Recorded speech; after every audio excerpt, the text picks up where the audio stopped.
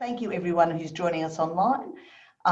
It's a really interesting event we've got for you today, and I'll be introducing you to our panel in a second. But first, I'd like to acknowledge that I'm here today at UTS. So I'm therefore on the land of the Gadigal people of the Eora Nation. I want to pay respect to elders past and present. In particular, I want to recognise the Gadigal people as the traditional custodians of knowledge for the land upon which this university is built. One of the things we've been doing at our webinars is if people can just pop into the chat whose land they are on today. That's one of the nice things we like to do, where we all individually acknowledge Indigenous ownership of the land upon which we are all meeting. My name's Verity Firth. I'm the Executive Director of Social Justice here at UTS, and I head up our Centre for Social Justice and Inclusion. We're all here today to launch Dr. Linda Steele's latest book, Disability, Criminal Justice and Law. It's my pleasure to be joined not only by Linda, who you'll see here, but we've also got a number of other distinguished panellists, Elle Gibbs, Dr. Leah Ben-Mosh and Claire Spivakovsky. I'll have the chance to introduce each of them properly shortly. But a little housekeeping before we begin. First, this event is being live captioned. So if you want to view the captions, you need to click on the link that is in the chat, and you'll find the chat at the bottom of your screen in the Zoom control panel. Once you've done that, the captions will open up in a separate window. If you have any questions during today's event, you type them into the Q&A box. So don't type them into the chat. We had that issue happen before. Type them, click on the Q&A box and you type them in there. And the good thing about that is that's where we'll be accessing the questions. And you can also upvote other people's questions. So once you're in the Q&A box, if there's a question you particularly like the sound of, you can upvote them. I will be moderating the questions and then asking the questions. Most of the time I ask the ones that are most popular because that seems fairest, but sometimes I also ask some others if they're particularly pertinent to one of the issues that the speakers has been talking about. So the focus of Linda's book and today's discussion is the challenges of achieving human rights and social justice for people with disability in the criminal justice system. We're also looking at how the law can actually play a role of furthering injustice. We know that people with cognitive impairment and psychosocial disability are overrepresented in the criminal justice system. Conventionally, this is attributed to the failure to provide medical, housing and social support to people with disability in the wake of deinstitutionalisation, which began more than 35 years ago. In an effort to keep people with disability out of prison, legal measures were introduced to divert people with disability from criminal justice systems and into mental health and disability services. Instinctively, that may seem therapeutic, humane and socially just.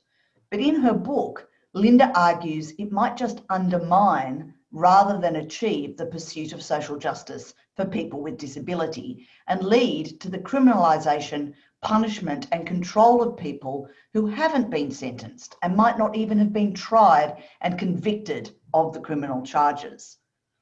Our panel today is going to examine the long-standing practices of disability-specific coercive intervention, the relationships between disability, criminal justice and law, and reimagine these relationships with more just and humane policies and processes for people with disability. So it's my pleasure now to introduce today's panellists.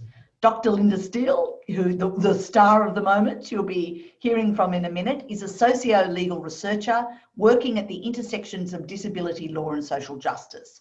She's also a senior lecturer here at the UTS Faculty of Law. She has been researching disability law and social issues for over a decade, having previously been a solicitor with the Intellectual Disability Rights Service in Sydney. Her research is directed towards thinking more creatively and critically about how we engage with law in order to achieve social justice for the disability community. She has particular expertise in the law's role in enabling and redressing violence against people with disability, including in the context of sterilisation, criminal justice system and disability residential settings. Linda is currently leading projects exploring the role of former disability institutions in remembrance of and redressing disability institutional violence, and she's on the Australian Disability Enterprises as Modern Slavery, and on Australian Disability Enterprises as Modern Slavery or Labour Exploitation. Wow, that's really interesting. Linda, we'll look forward to hearing from you. Liat Ben-Moshe is an assistant professor of criminology, law and justice at the University of Illinois at Chicago.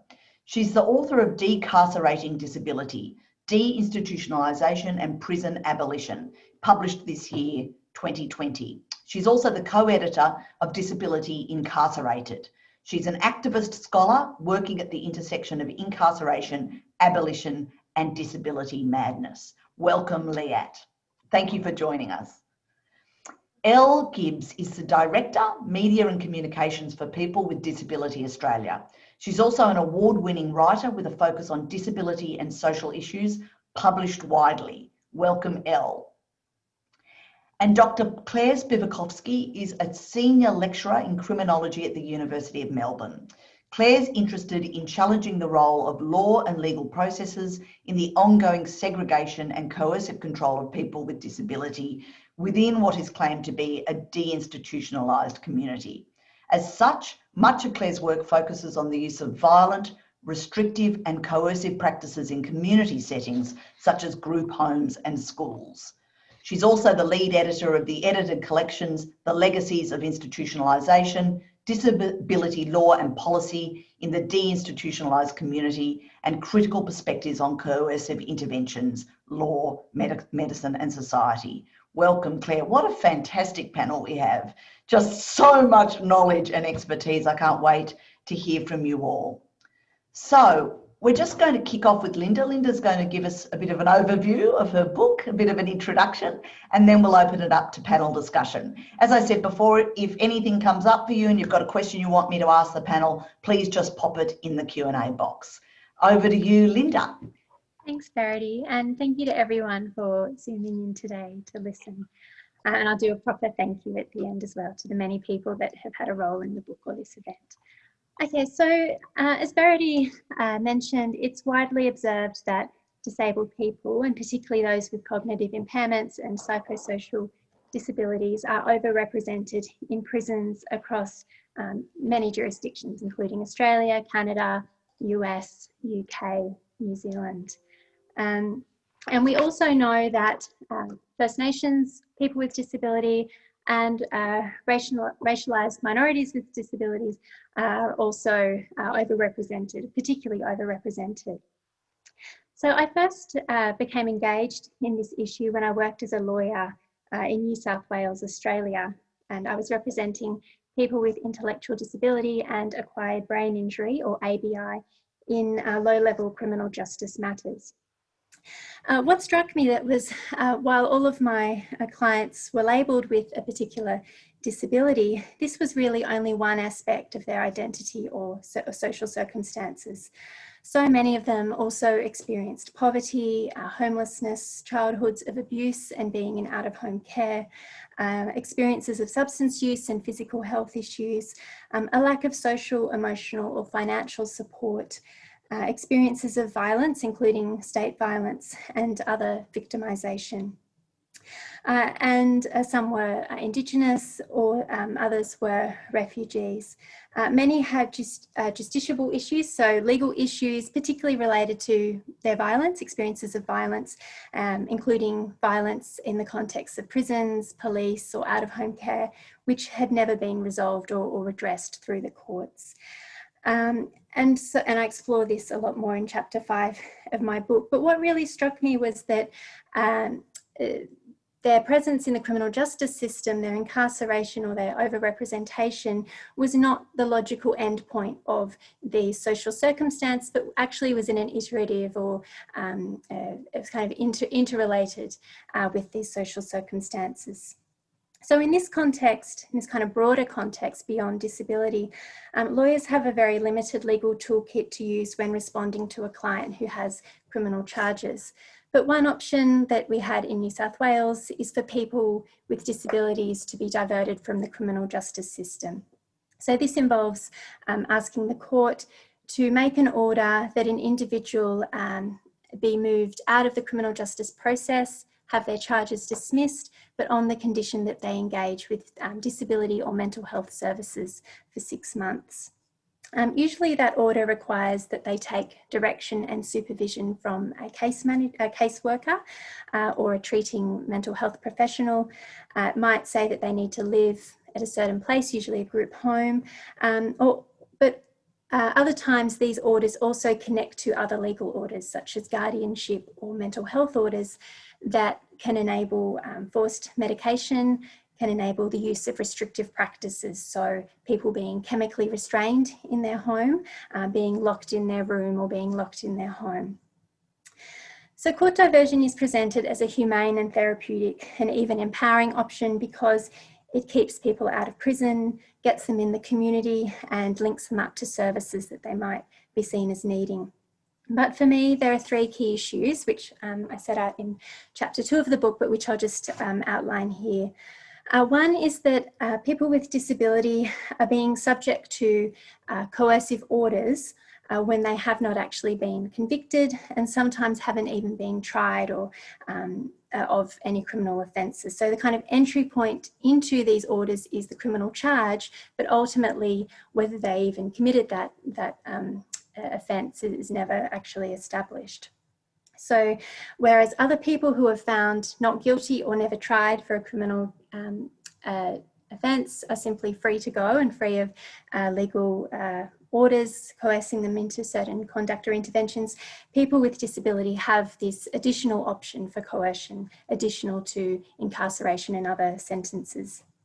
Second, the solution that's purportedly helping people with disability in the criminal justice system is actually shifting individuals into alternative coercive intervention through disability and mental health services, particularly when restrictive practices or forced mental health treatment is involved.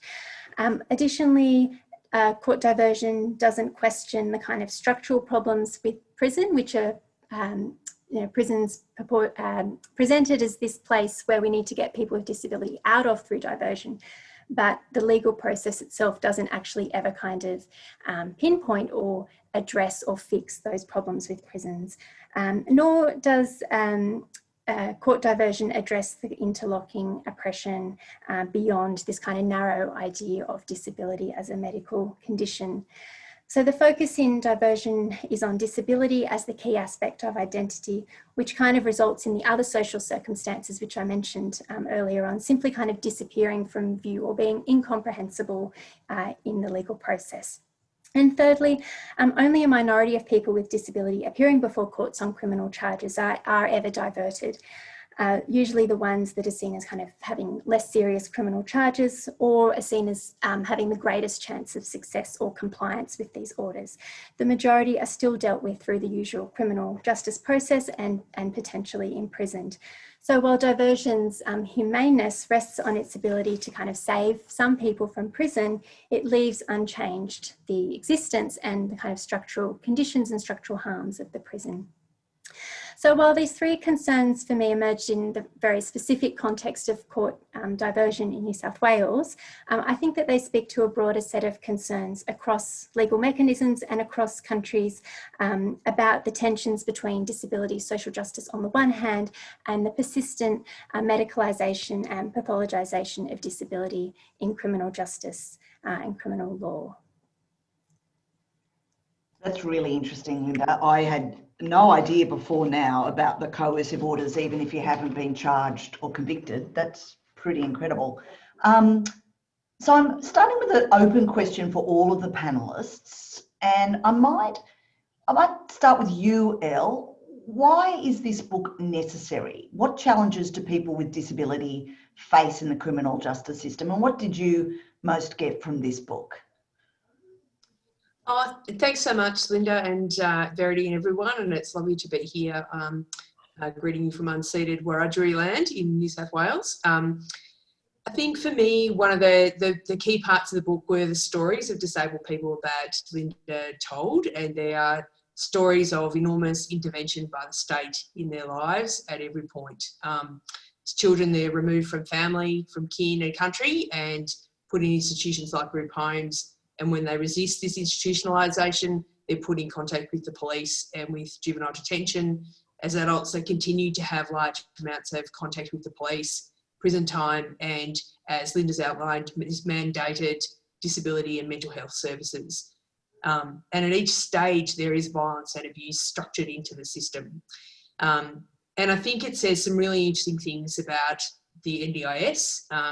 So in Australia, that's a National Disability Insurance Scheme, and how, which is the main way that some disabled people get their supports, and what it means for the particular disabled people that Linda is talking about who are part of the criminal justice system. When the NDIS first started to roll out, there was a statement put out called People on the Fringe, which some of you signed up to, I remember. But this issue around access to the NDIS for people with disability who are engaged with the criminal justice system has been known for a long time. There was a research project done by the Community Restorative Centre in New South Wales fairly recently that's found that disabled people who were formerly receiving supports through state-based services were no longer receiving any support in the community, like none. And that this population, as from their report, under the NDIS, were more likely to be criminalised as part of their disability, more likely rather than less. So I think this reflects a lot of what Linda is talking about in her book. And I think it also reflects on some of the stuff that us as disability advocates need to have some really hard thinking about in terms of how we advocate and what we advocate for, because there are some things that have been advocated for, like court diversion, that Linda's showing really clearly is causing significant harm. And I think that that's a reflection that advocates like me and organisations need to really think hard about what we do and how we do that.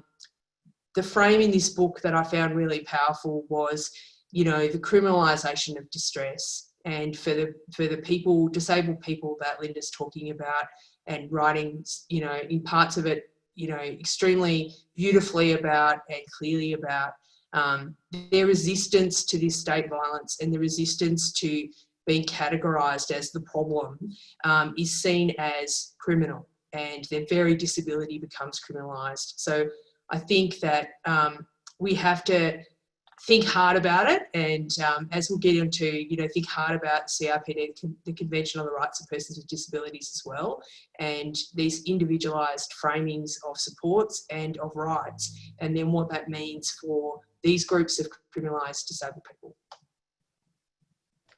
That criminalisation of distress, what a powerful way to describe it. That's incredible. Leah, you're based in America, from Chicago. What did you get from this book and the challenges that people with disability face in the criminal justice system in the US? Thank you. Thanks for inviting me, and congratulations, Linda, for a really excellent book. So unfortunately, you know, the US being #1 in incarceration policy really kind of led the way in terms of showing us that prison is not beneficial for people with disabilities, to say the least. You know, so people who advocate for, who think that people get reformed somehow, rehabilitated in a prison setting. I think, you know, the US for many years, basically when it moved towards a policy of mass incarceration, has really shown that, to me, really shown that prison is disabling, prison is maddening, and people with disabilities should not be in prison. But as Linda and other people have shown, and a lot of activists, and, you know, of course, Linda's book ends with this kind of call for transformative justice and disability justice, you know, have shown that it's not just that people with disabilities don't belong in prison, but nobody does. And the way that court diversion just expands the net scope of incarceration. So to me, you know, the most powerful insight from the book, and really why the book is not just relevant, but I would say essential to understanding what we're doing, is that it highlights that often what we think of, not just as imprisonment, because I think a lot of scholars actually already do that in carceral studies. They show us prison has failed, but I think what Linda, what you're showing us, that what we think of as alternatives to incarceration are not. They're not alternatives, and in fact, they are incarceration. And these, two things I think are incredibly important. And to me, like, you show it in two ways. This happens in two ways. One is that it happens either through forms of diversion that extend carcerality and control to other, whether locations, like psych facility, treatment facilities, group homes, but also to other techniques like community treatment orders, and so on. So it doesn't need to be a place. And in fact, it's not a place. Or it happens, and this to me is such a crucial point, that it happens through this kind of recapitulation to a medical diagnostic model, right? Which you show really follows the person, and in so doing brings carcerality wherever the person goes. So in fact, it's the disability label that makes the place carceral, the technique carceral. And in essence, carcerality is not about what the disabled person did or does, which is how the criminal path began, right, through criminalization. But then it becomes about what they are, which is disabled. And I think that pathway has not been talked about in that way. And I think the book is really path-breaking in terms of showing how this medicalization and criminalization are in fact part of the same mechanism, which you call disability-specific lawful violence. So to me, that really kind of pushed even my work to think about beyond like locations of carcerality, to think about how carcerality becomes the label itself and the implications of it. Wow. Claire, why do you think this book is necessary, and what did you get from it? Yeah, sure. So first I want to say thanks so much for this opportunity to be part of this quite amazing panel. I'm coming from the unceded lands of the Wurundjeri people of the Kulin Nation. I think for me, why this book is necessary is, I mean, all of Linda's work's always necessary. And she's been doing a lot of this work for such a long time. And this book is kind of like the culmination of so many of her fantastic ideas in one spot. So I think that, for one reason, is wonderful. But also because I think one of the real beauties of Linda's work, and I think this is in part what you're saying as well, Leah, that it's about talking around the roles that law plays in debilitating people with disability. That I think often we come into thinking about law and law reform, whatever that's supposed to mean, as these kind of tools for enablement, and that we need to appreciate far stronger that in the case of people with disability, law is often playing a debilitating role. It's often making things harder, it's making things violent, it's enabling things to happen that are not okay. And I think one of the real strengths of Linda's book is that it also tells us how that particular role that law plays in relation to people with disability can kind of expand and mask settler colonial control and violence, particularly in the context of Australia. I think about this with my teaching of students and the ways that, you know, over time, Australia has got better at kind of hiding the terrible things that it does. So it doesn't do it in the same overt ways, but it's kind of just pushing people into different systems where for some reason we're still okay with it happening if it's under the badge of disability, in the same way that we might be a little bit ashamed of it happening under a badge of First Nations. And I think that's one of the real critical contributions that Linda makes through this book is seeing that in the context of a settler colonial society. And I think for me, then that kind of links to this question about, you know, the challenges that people with disability face in the criminal justice system. I think often when we get asked that question, people are happy to think through or come at that kind of face value level of looking at disabling practices. So we get better at sort of saying, you know, someone might need more support in a process and they are being disabled by access to justice problems. But what I think Linda's book does is it reminds us and encourages us to look again through other lenses, to think about ableism and what does it mean when we have victims of sexual assault, of any form of assault, who have an intellectual disability, and we automatically write it off that they would not have the capacity to speak as victims. That's ableism. That's what that looks like, is that sort of automatic decisioning that this is a particular way of being. But I think also, and the real beauty of Linda's book, is that sort of other elements around debility and violence, and the sort of ways that diversion into these sort of disability specific realms means that people don't get a range of, it's not just that we're dealing with people with different laws, it's that we're no longer protecting people at all from law. We're now just enabling law to do its harm. And I think that's a real critical contribution that Linda makes in this book and in her other work as well. So much to think about. Leanne, so this is quite a challenging book for public policymakers, isn't it? Because if we accept that deinstitutionalisation has caused incarceration,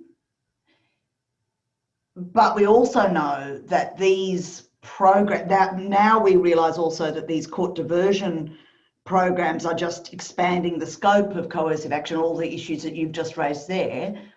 What is the answer? What do we need to do? So that's a great question, and one that I think is where our work really intersects. Linda and I's work in really meaningful ways. You know, in my work, I really try to show how deinstitutionalization did not cause incarceration, and how that narrative,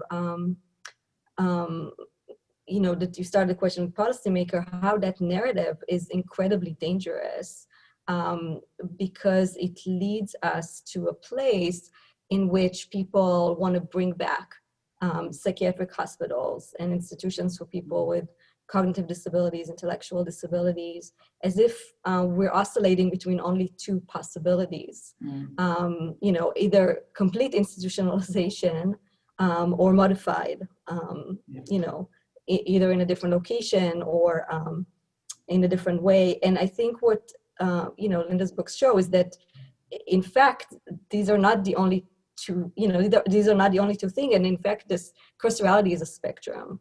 And, you know, to me, I mean, I show in a variety of ways how deinstitutionalization did not cause the rise of incarceration, and people are welcome to read about it. It's freely available on my website. But what I really want to, you know, anchor is the fact that neoliberalism has happened at the same time as both the rise of incarceration and deinstitutionalization. Historically, in the US, as well as in a variety of other countries.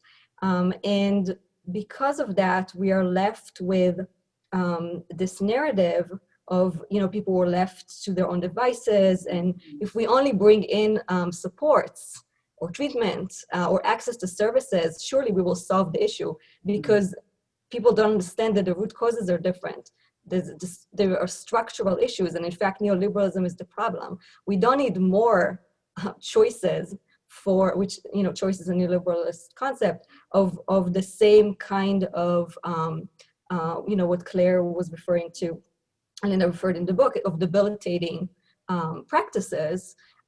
We need a different framework. And I feel that, you know, that's really kind of the importance here. So, you know, just to end, I mean, in relation to the last part of your question, what then? Which is really the not $1 million, but maybe $400 billion question. What then?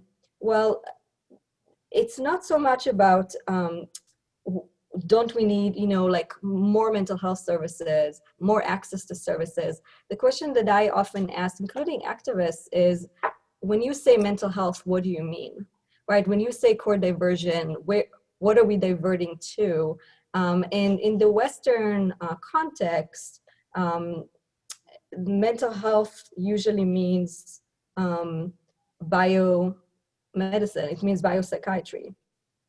So when we say healthcare, what we really mean is medicalizing distress, right? I mean, what Elle was saying in the beginning of our conversation, medicalizing social problem, pathologizing people for structural issues.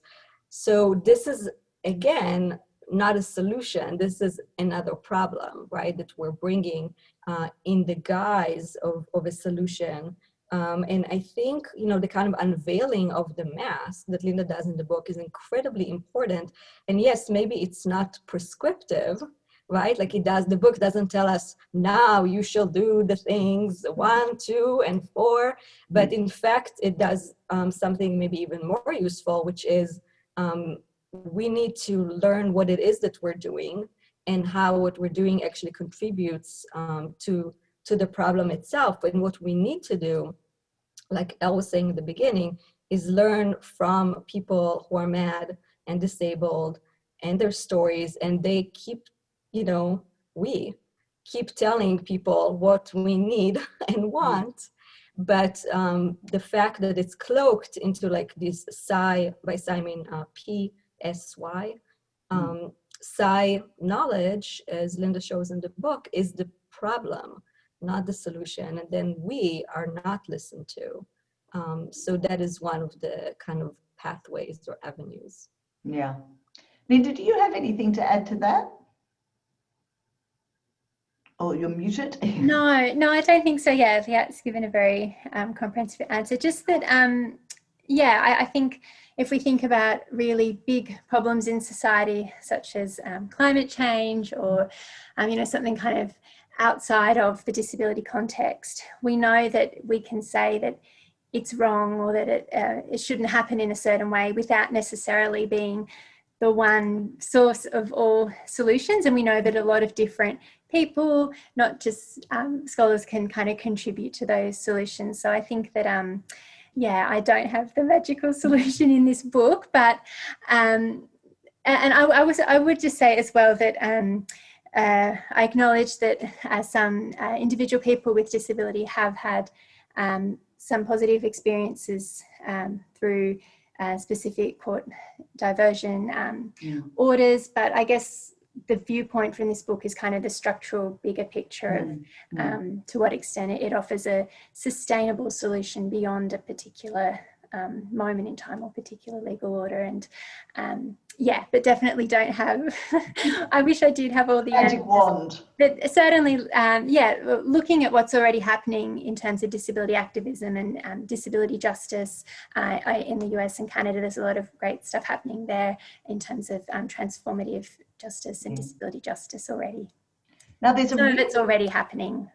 There's a really good question and a timely question from Scott Avery, which has also got the most votes. So I'm going to ask that now. And I might ask you, Claire, to begin with the answer, and then I'm going to go to you, Elle, after that. But Scott's question is, the Royal Commission into the Violence, Abuse and Neglect of People with Disability makes this book particularly timely and topical. What are the most pertinent messages and recommendations from this book that they need to hear? And you can add your own pertinent messages that they need to hear as well. Starting with you, Claire. Yeah, great. Thanks. Thanks, Verity, and obviously thanks, Scott, for that question. That is a really good one. I think for me, maybe it'd probably be two key things. And again, I'll preface this with, in essence, everyone should just read the book and hear all of it. That would be wonderful. But in the context of what we're talking about, for me, kind of two elements. So one would be recognizing the connections across space and time. I think often with royal commissions and these kinds of formal processes, there's a tendency to want to make things neat and siloed and containable and break it into, we'll do it by institution, we'll do it by experience, we'll do it by population. But these things cut across space and time. I think the real thing that this book tells us about is the kind of processes that follow people with disability, changing the circumstances that they experience into carceral, regardless of where they are, by reason of their disability, as in by reason of their labelling as disabled. And I think that's a really key bit for the Royal Commission to hear and understand, is that we can look at these things, and I think it is useful to sort of structure it sometimes this way, so vertically and then horizontally and then diagonally, and maybe that's how we see that there are the connections to it. But what I fear is that we might not ultimately see the connections, that we might still end up saying, in criminal justice we'll need to do this, in the community we'll need to do this, in schools we'll need to do this. But, you know, I've done work before in the context of inclusive education in mainstream government schools. And to me, there is a fundamental link between what are we teaching our children when we say, oh, little Johnny over here needs to go sit in the back corner with the bags and needs to have someone stand over them the whole time because they can't be sort of trusted to do whatever it is by themselves. How do other kids grow up and what do they think that means? That is fundamentally connected to when you're an adult and people say you can't be trusted, someone needs to watch you at all times, someone needs to medicate you, you need to be separated. So I think those connections have to be seen. And I think the other real thing to learn from Linda's book for the Royal Commission is Royal Commissions tend to be thinking about, you know, what is it that law can do? Law reform tends to be the tool that they fall back onto, which is great in the sense that this is a book that tells us that law can enable and can very much debilitate and disable. So can we be smarter about what we are doing with law, not more law, but less, and think through what do we mean when we are trying to do these things? So that's kind of the two takeaways for me. Elle, what are the most pertinent messages for the Royal Commission to hear? And you can add your own too. Everything that Claire said for a start. Thanks heaps, Scott, for the question. I've been listening with an enormous amount of interest and heartbreak at the hearing this week, which is about First Nations people's experiences with the child protection system. I think the Disability Royal Commission needs to acknowledge that disabled people, we're experts on our lives, and all disabled people, not just nice white ladies like me. So I think that it's incredibly important that disabled people, our experiences, our lives, our expertise are forefront, and that Aboriginal people, Aboriginal and Torres Strait Islander people with disability, they are experts on their own lives. And what they are saying this week is that the legacy of Australia's bloody history is incredibly important with understanding what's happening, and that needs to be forefronted in how we're talking about how disability is understood. So one of the things we've heard this week has been the unpicking of a bureaucratic form used by a child protection system in one state. And by the time they got through just one section or one form, that is one of 8 tools used to decide whether they remove a child, it was obvious even to the bureaucrat who was in the witness stand how biased that tool is against Aboriginal people with disability in particular. And that's leading to 43% of the kids who are in so-called care are Aboriginal people. And that this is getting worse, not better. And I think that this interconnection of the systems and interconnection of how these things work in people's lives and the level of overt intervention and control and the lack of listening to Aboriginal controlled organisations and Aboriginal people is extraordinarily important. I'm going to ask Vanna Marley's question too, because again, that flows quite nicely. The audience are doing brilliantly today. I needed to invent no questions of my own. Vanna Marley Hermans, I hope I've pronounced that correctly, has asked the question, what implications does this work specifically have for disabled blackfellas? I'm thinking of both Nathan Reynolds, who was killed by neglect in prison after an asthma attack, and David Dungay, who was murdered by Screws for eating a packet of biscuits to manage his diabetes. Liat, so she's pointing to you, Liat. Maybe this is relevant to your concept of race ability in decarcerating disability. So do you want to lead off, Liat, and then we may get some comments from the other panelists as well. Great, thank you. You get an A for reading the book and engaging with the concept, but I'm in a grading mode right now. and I was mentioning to Linda earlier that we also read her work 2 weeks ago in my class. The reason why I'm saying all this is because, yes, absolutely, I think that, you know, the reason to me why I felt it was important to talk about race ability is because the two are intimately connected. And to me, it makes no sense to talk about one without the other, at least in the American or US based context, because of the way, in regards to our conversation, the way that medicalization and criminalization and racialization or are conflated into each other. And so in the cases, you know, that Linda brings in the book, you can really see that works in relation to race or indigeneity. And the reason why I think, you know, race is a more kind of visible or profound thing in the, especially in the US context. We were chatting a little bit earlier about this today, but, you know, I think, you know, the US completely refuses to acknowledge like settler colonialism as a thing. And a lot of, unfortunately, activists and scholars fall into kind of that abyss. But also there is no denying that in the US, the hyper incarceration that happens in relation to race and ethnicity, much more so.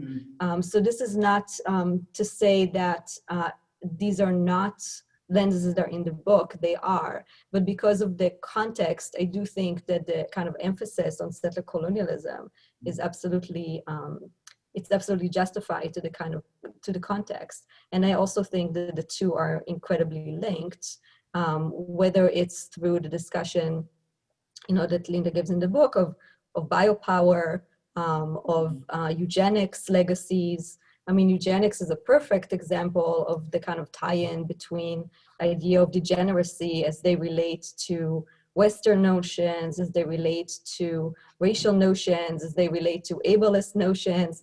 So again, one cannot be untied from the other. Linda, do you want to add to that? Yeah, I guess just to say that disability and indigeneity have kind of interrelated in terms of how medicalized disability is presented, both abstractly in terms of eugenics, so these kind of historical ideas that brought together a whole lot of circumstances or categories that we might now see as quite distinct in terms of, for example, anti-discrimination law or identity politics, but actually historically were quite interconnected in terms of Australian nation building and the development of different institutions and incarceration, but also in a more kind of material or physical sense. And this is really brought out in Scott Avery's book, Culture is Inclusion, that that actual physical emotional disablement was central to the actual material disablement and labelling of people as disabled was central to dispossession and displacement of, at least in Australia, First Nations people. And sorry, I had one other thought. So we need to kind of, they kind of all come together in a way which is kind of masked in the criminal justice context, because often we see the solution for Indigenous people with disabilities being this kind of more disability support services or Indigenous friendly disability support services that are not, as I think Elle said, controlled by communities or necessarily reflecting their understandings of distress or disability or trauma. Claire and Elle, do you want to add anything to that? It's beautifully answered by both. Talia Anthony has got a good follow-on from that as well. So Talia is saying, to add, do we need to draw a line between disability, biomedical, and structural colonial issues of grief and trauma? Are there problems when disability becomes a catch-all? This is critiqued by First Nations Professor Pat Dudgeon, who discusses models of social and cultural well-being and healing. Elle, do you want to say anything about that? Yeah, look, I think it's this week, First Peoples Disability Network has said exactly this in relation to the Disability Royal Commission hearings, that, you know, this legacy of grief and trauma from settler colonialism is vital to understanding how so many Aboriginal children with disability are being removed, and that these things aren't separate and they can't be thought of as separate from what has come before. Both in terms of the legacy of the structural violence that's been done to these children, but also in terms of the grief and the generational grief and trauma. And I think that that's been expressed extremely clearly at the Royal Commission hearing, and First Peoples Disability Network has talked about this in terms of how vital this is to understanding you know, what is happening for Aboriginal people with disability in Australia at the moment, particularly in engagement and you know, the violence inflicted by the state. So I think, yeah, it's absolutely true. Does anyone else have comments I want to add to Talia's point? I just want to add kind of a citation real quick, which is a few weeks ago in my class, we read Diane Million's work, Million, M-I-L-L-I-O-N, and who talks about, you know, exactly the question Talia was referring to. And it was so interesting that in the discussion in class, the students kept talking about colonial PTSD and, you know, and colonial trauma. And I kept kind of pushing them like, okay, but can we talk about this without the word PTSD? Like even in a discussion about the critique of it, they all fell back on this biomedical understanding of yes, a very particular sense and affect and implications, but you know, even in our critiques, we kind of revert back to these mechanisms.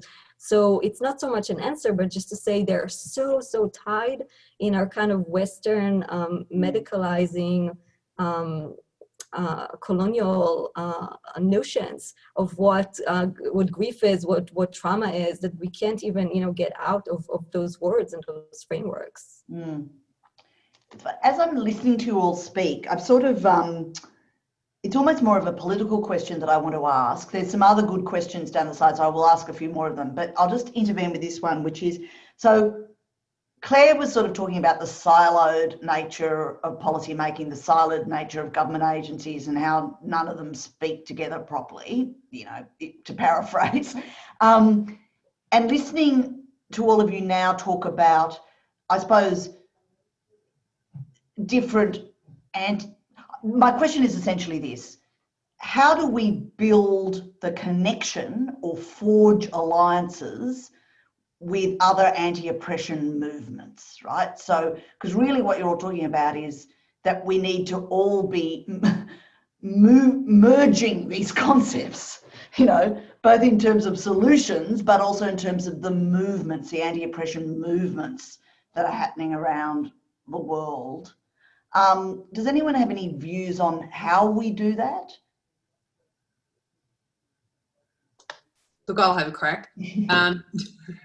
So I think for me, one of the things that has been really amazing about this year, apart from, you know, through the accessibility via COVID, is I've been able to kind of participate in a bunch of disability justice frameworks, conversations that are going on around the world. And I think that offers for me a huge amount of listening and learning about, you know, what is possible, and really creative imaginings about what disabled people are thinking about that are beyond the kind of construction around rights that a lot of our kind of individualised notions around inclusion or that kind of stuff are, you know.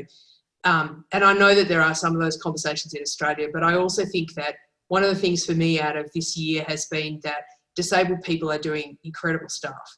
and that we have shown, you know, a great amount of resilience, a great amount of strength through this year, and being able to help each other and support each other as communities, particularly getting into places that are closed and being able to support our colleagues and our friends, you know, who are having a deeply crap time.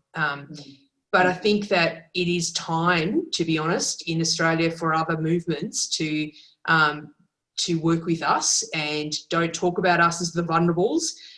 As lots of people have heard me rant on about, if I hear another essay about the care economy that doesn't actually talk about the subjects of that care or talks about us who experience being cared for and how we understand that, I think it's really important that we have not only a seat at the table, as we often say, but that we are leaders in a lot of these conversations, because disabled people know lots of stuff about how we build a better world, you know, and how we thrive in a world that often, you know, doesn't really want us and doesn't make any room for us. I think that's a really strong point about care economy and just absolutely absence of voice from, the people who are receiving those services. Anyone else? How do we connect with? How do we make all these anti-oppression movements speak to each other, and I suppose form a sense of solidarity and understanding? Could I just say something? It's slightly off track from the criminal justice context, but seen a lot of great success in the past couple of years in relation to the feminist movement in terms of reproductive justice around decriminalisation of abortion, etc. But we're not necessarily seeing the experiences of women and girls with disabilities in those particular movements. So decriminalising abortion is great if you have the choice to seek an abortion, but if you actually have removed from you your ability to reproduce through sterilisation, then that isn't even getting you to that point of being able to access those feminist successes. So I think, and it kind of goes to the idea of looking across laws, if we can get mainstream movements like feminist movement to think about greater diversity within that population, and what are the particular legal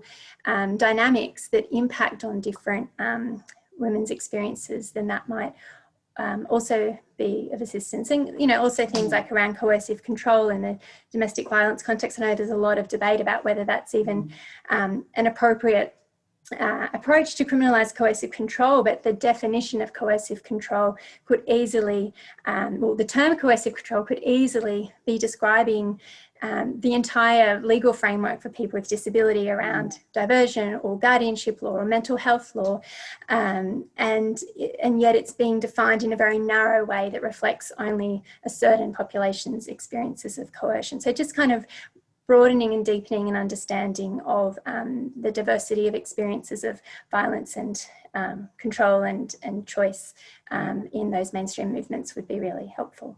I think that's a really good answer. Now, I'm mindful of time, but there is one more question I would like to ask, because there is a voting for it, and it is pertinent to some of the issues we were raising, so I'll quickly ask it. Jacqueline Wilson talks about the overrepresentation of medicated children in state care, and many are on a track to prison, either juvenile or adult. There needs to be better record-keeping systems that acknowledge these links early on in state care for children who are pathologised early on into a carceral medical model. Can the panel comment on this? Would someone like to volunteer to go first? I'll just quickly say that one thing that came out in the research I did looking at the MHD-CD dataset that was developed by researchers at UNSW was actually there is actually a lot of recording done of these kinds of interventions or inaction. And part of the problem is is not so much that it's not always recorded, it's actually that it's seen as okay. So it's just seen as being routine or matter of fact or natural that certain interventions or certain treatment or certain inaction or irresponsibility or lack of accountability occurs. So I think part of it is obviously making sure these things are recorded, but it's actually, you know, what do we do with that data, or who has access to that information, or how is that presented to the public in a transparent way, which is part of the problem. And to what extent is the public, does the public care that this is actually going on? Because we actually know a lot that this is happening, and the Royal Commission hearings show that part of the problem is that a lot of people simply don't care or think that it's okay, including those in positions of responsibility. So what I'm going to do is, there's so many good questions. Seriously, we have a very well-educated expert, a number of people watching here today. So thank you for your really good questions. I might actually end on Simon Mazultelski's question, because I think it's quite a nice way to end, and you can take it a bit more broadly as well. So Simon's asking, would a restorative inquiry model instead of a Royal Commission perhaps provide a more thorough and holistic look at the issues that have been mentioned today, and provide a community-informed direction for change? And the reason I ask that is I think it might be nice to end on a community-informed direction for change. He's explicitly talking about a restorative inquiry model, but if maybe in your closing comments you could think about, how do we drive those connections, whether they be political or movement connections, or connections between researchers, policymakers, thinkers, legal jurists, for a holistic look at issues. And I suppose most importantly, a community-led holistic look at the issues. So Elle, I'm going to kick off with you, your community. What do you reckon? And this is your last hurrah. Sure. So I'm a can we have all the things kind of time person, so can we have both, please? So I think one of the reasons we've argued for such a long time for a Royal Commission is because it has the powers that it does. It can open doors, shine light, as we've said over the years. It can demand documents. It can confront bureaucrats, as it was doing yesterday afternoon. It can get documents. It can do all of that kind of stuff. And I think that's really important. It can pull all of this together in a way that we haven't done before. But I do think that there are other mechanisms and other ways that we can have change. I don't think it is the only tool that we have. And I do think that there are ways that community can lead some of these methods, to have a think about, you know, what would a tool led by people with intellectual disability, for example, look like, and what would a tool led by people who are the exact criminalised disabled people that Linda is talking about. I'm really conscious of their absence in this conversation, and the importance of them for driving what happens next, and being integral in how we solve carcerality being used, and addressing, as I sort of started to talk about, the social determinants of disability, which are so much part of the criminalisation of disability for some communities of people with disability. Claire? Yeah, I would absolutely second that point from Elle. I think often, and this is part of the issue, I think that we think in these binaries of it's this or it's this, it's prison or it's community, it's institutionalisation or it's deinstitutionalisation, it's a Royal Commission that looks like this, or it's some other thing, but why can't we do all? And particularly for trying to look across those kinds of silos that have come up.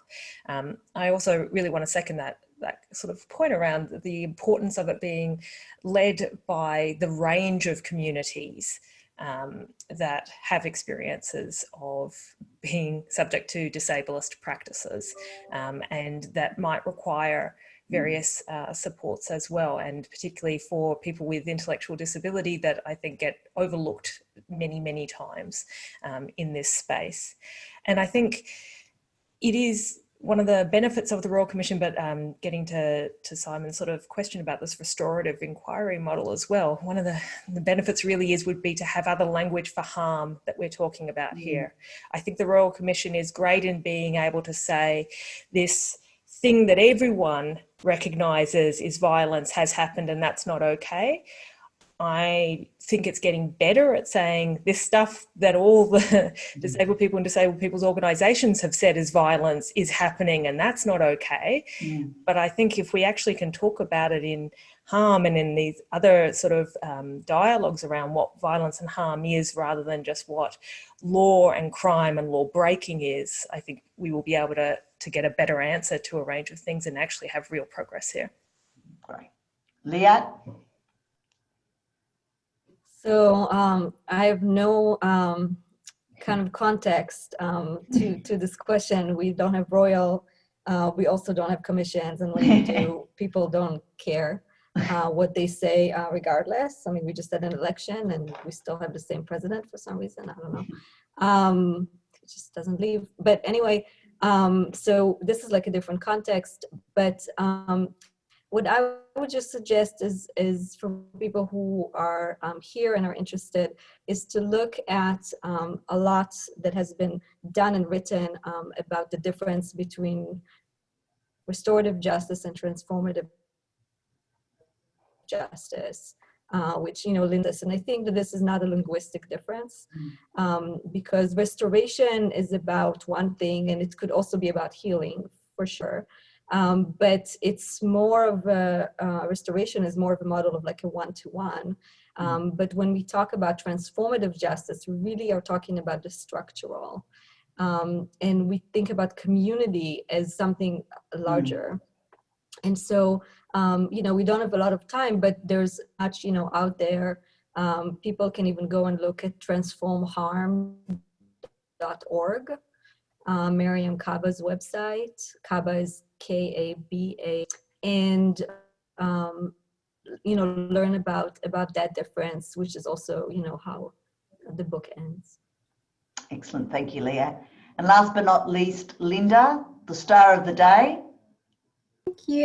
Yeah, I mean, I guess the main thing I would add, which is a bit different perhaps, is the importance of any commission or inquiry, I guess recognising the very long-term and historical nature of these harms and providing opportunities for accountability and redress and transformation that are not always individual, but engage the collective and also engage the broader community in addressing these issues. I just wanted to quickly finish off by thanking some people, if that's okay. So I just wanted to thank the organisers, Fiona Vesey and Nella Soderberg at the UTS Centre for Social Justice and Inclusion, and Joe Tilley, Sarah Angus and Verity Beth for supporting the event.